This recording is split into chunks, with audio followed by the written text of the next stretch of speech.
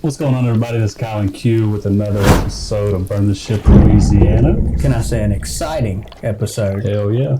We got the Godfather here. The voice of Rustin, the man behind Burn the Ship. All things Louisiana.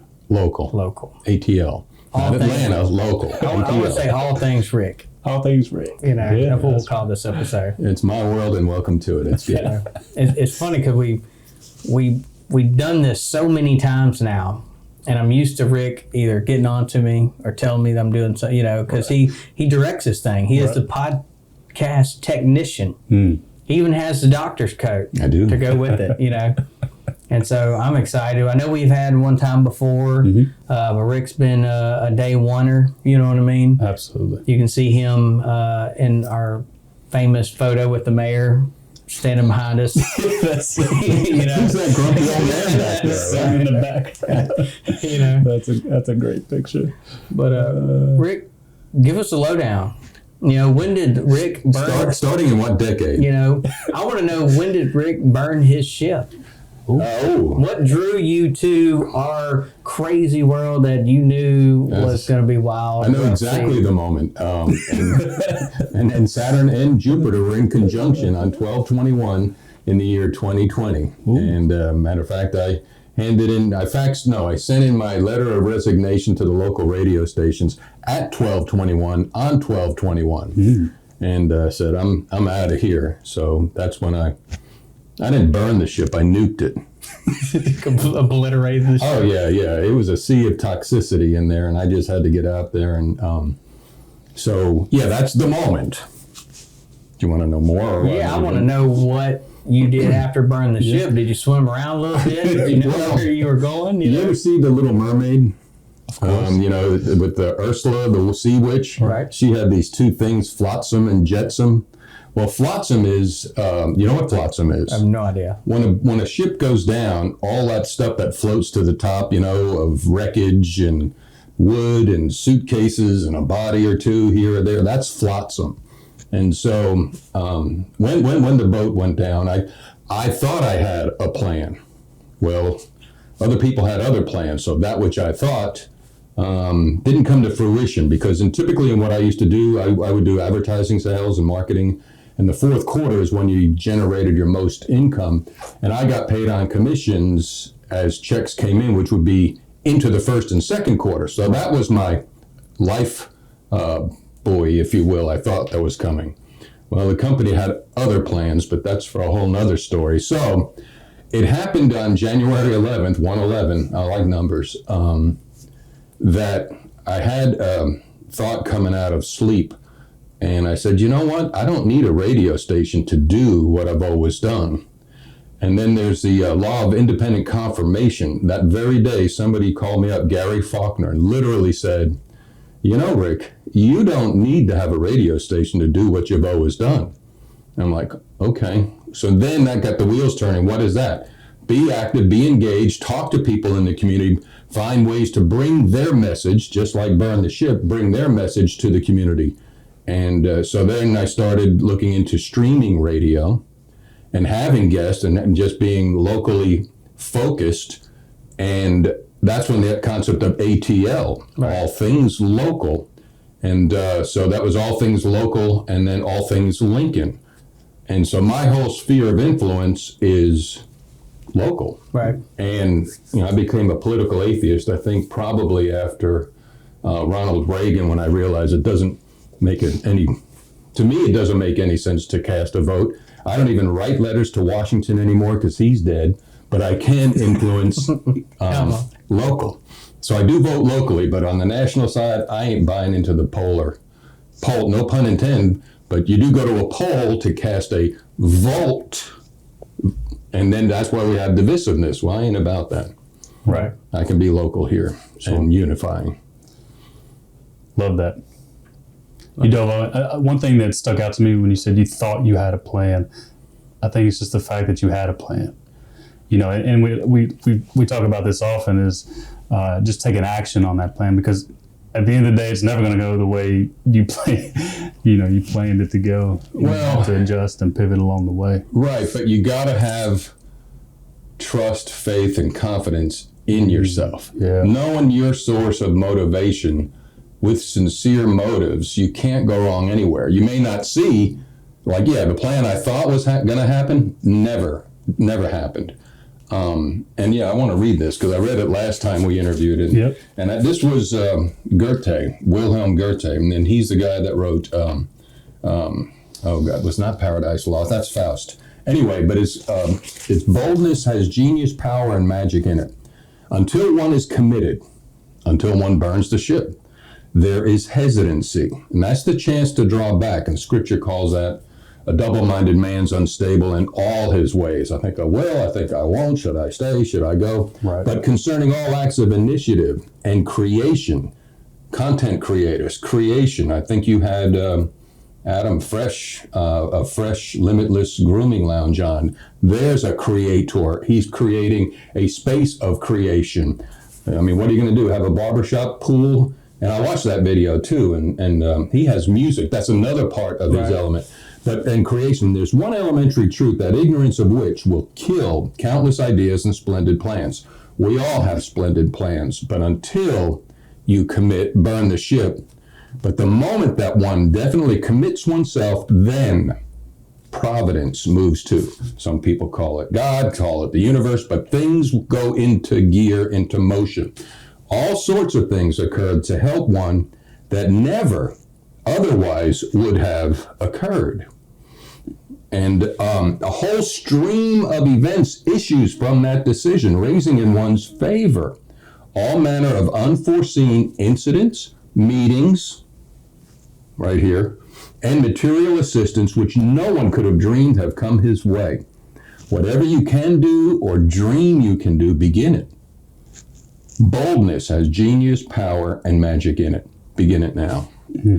And so, I mean, I can unequivocally say all sorts of unforeseen incidents, meetings, material assistance, which no one could have dreamt come his way. And, you know, one of them is Louisiana Catalyst.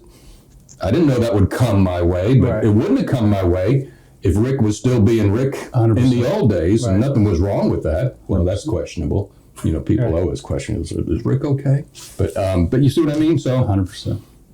Well, I think we talked yesterday about how just taking effort, it's not, you can't just network now. You have to build relationships. And so, you know, we had crossed paths a couple of times, but it wasn't until we really was like, let's meet and form a relationship that all these doors started opening and seeing the opportunity for collaboration, whether it was through Catalyst, whether it was Burn the Ship or ATL or Rick's streaming services, and how does that tie in with my marketing company? Because you were doing marketing, I'm doing marketing. How can we collaborate and not have this competitive nature? Because at the end of the day, rising tide lifts all boats. Well, and I came up in a, you know, you can't change the past. You can definitely learn from it and grow from it and not repeat it if it wasn't good. But I came up under that culture of competitiveness. In order for me to succeed, somebody's got to lose. And Ray Kroc allegedly says that when you see your competitor drowning, stick a hose in his throat. You know, in other words, drown him. Right. And I'm not, you know, something that always bothered me about that. When you're supposed to throw him a lifeboat, what do you call it? A life preserver. Yeah, right. Yeah, as opposed to kill him, it's a life preserver. And so, but that's the ingrained competitive nature. In order for me to succeed, you got to lose, and that's a load of crap. Right. I mean, it's just, and that's old way thinking. And I'm so grateful for living in 2022. Because there is a new attitude change where let's help each other, and high tides raise all boats. And the folks that don't want to go along with that will be the flotsam of the future. Right. I couldn't agree more. It's kind of funny. I was just reflecting while you were talking about that a second ago. You know, just the things that come about when you do burn the ship. And it's funny because we've talked about this several times over the years, and it not necessarily even just in business, but just in life experiences. You know, I had quit my job, went to Oxford, Mississippi with Easy Rider, right? And then opportunity came up in Ruston, came here. Quentin was one of the first people I met when I came here.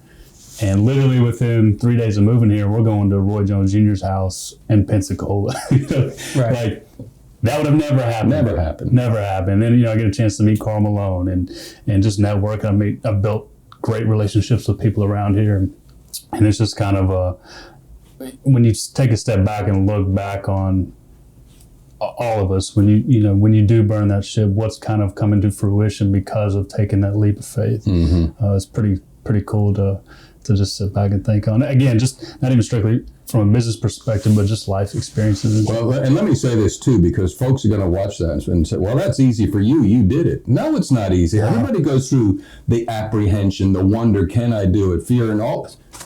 Do it.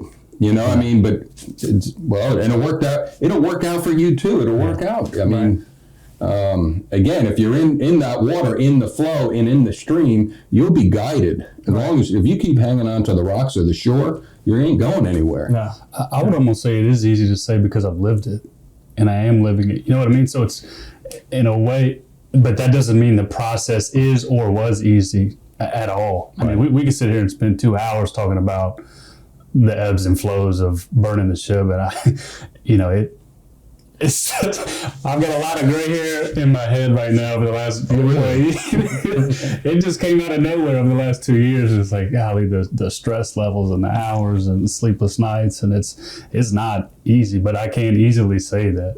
Well, what comes to my mind is you're saying that, the Mississippi, the mighty Mississippi.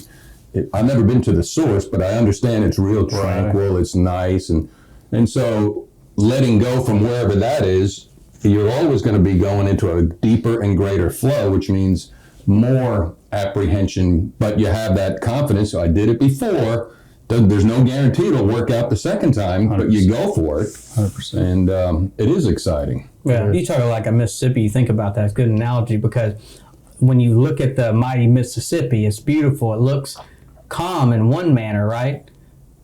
But underneath is a current that, you know what I mean? Right. So sometimes we look and we think starting a business is easy, but you don't see the current that's underneath that really drives things and pushes things. And kind of dive a little deeper about how relationships and links, and like with cattle, we call it the link. The purpose of that is like, you didn't meet Roy Jones because Quentin was there. You know what I mean? Like my ability for that whole situation to happen was a 20-year relationship with another guy. You know what I mean? So we just were both blessed to be in the right place through a relationship. And then if it wasn't for Shamir building his relationship with Rob, you know what I mean? So you see that whole trend, and then so it's like, But look at the Mississippi. It's not the shortest distance between 2 points is a straight line. It's the path of least resistance. It's this, and that what used to be a flowing stream is now a lake, right? Because it moved past. Yeah. And how much time we got? I got to share the story of Delta Airlines. Yeah, we have a few minutes. 1 minute. You talk about it's what, 1 minute? 2 minutes. 2 minutes. Okay. Delta Airlines, and I got this part-time gig now at the Louisiana Lincoln Parish Museum.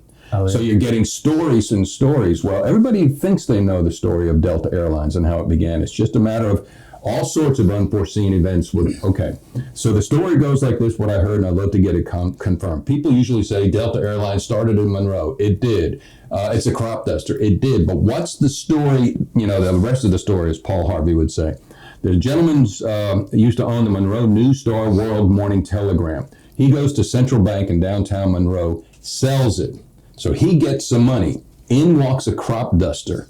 And he had heard there's something coming, and I need to get bigger planes. And no, it's not passenger planes. He heard about this new concept that nobody ever heard of called airmail. So when he went to Central Bank to get a loan and/or a letter of credit, you want more money for what? A bigger plane to what? Fly what? Letters? Huh? No, not, they didn't approve them. Right. Well, here's Clarence Falk's father, who just sold the Monroe News Star World Telegram, had the money, that got crop dusters in the lobby. You want what, son? How much? Gave it to him, invested in it, and one of the largest stockholders of Delta Airlines lived in Ruston, Louisiana, because that was his son.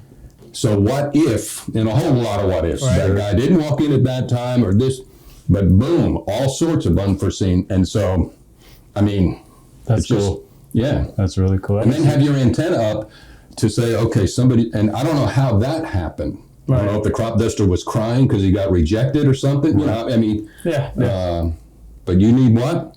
Okay, I'll help you.